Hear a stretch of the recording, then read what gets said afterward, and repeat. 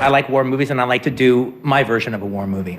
And in particular, I kind of like the bunch of guys on a mission kind of war movies.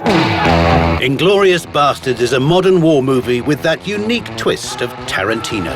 It's good, irreverent, and you didn't learn any of this in your history books. That opening scene, I mean, you just know that Tarantino, not only is he on great form, he's probably in the form of his life. Yes, Tarantino hits the ground running with this chilling scene, introducing one of the most quietly terrifying villains a war film has ever seen. The self-styled Jew hunter, played by Christoph Waltz.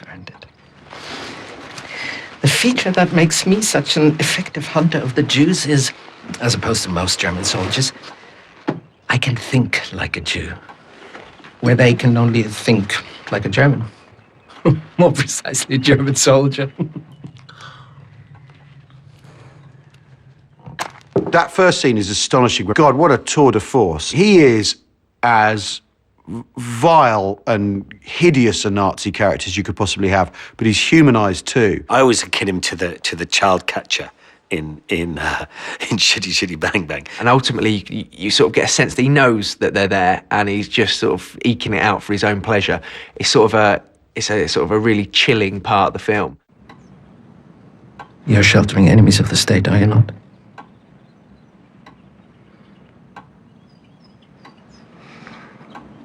Yes. You're sheltering them underneath your floorboards, aren't you? Yes. It's got all the Tarantino stuff of people talking to each other at great length. And the Jew hunter's vanity is a big part. He's preening and in love with his own menace. And you really do get the sense of what it might be like to be eyeball to eyeball with one of these people. Adieu. With an opening scene as shocking, horrifying, and intense as this, it's hard to know where to go next.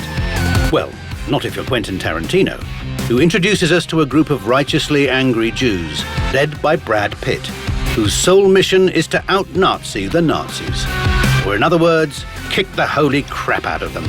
The idea that in order to frighten Nazis, you've got to behave worse than them is actually an interesting question to ask about war in itself, is what lengths do we have to go to in order to fight a war? And if you're going to unleash this, it better be worth it. And in this scene, Pitt's character, Aldo the Apache, toys with his Nazi victim in much the same way as the Jew hunter did earlier. It is almost unwatchable. Sir. Hear that? Yes. Sergeant Donnie Donowitz. You might know him better by his nickname, the Bear Jew. Have you heard Aldo the Apache? You got heard about the Bear Jew. I heard of the Bear Jew. What'd you hear? Beats German soldiers with a club.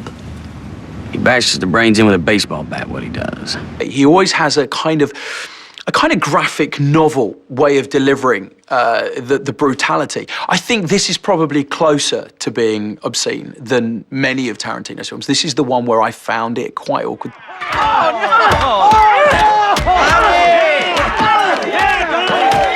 Now I'd be shitting my pants if I was you. That's war. That's what it's actually really about. That's why I think it's such a good war film. All the characters in it are completely human and in an inhuman situation. So I can't fault it on those grounds. Come back shortly as we move further inland and find out how history and cinema work hand in hand. So few against so many, a hero's film.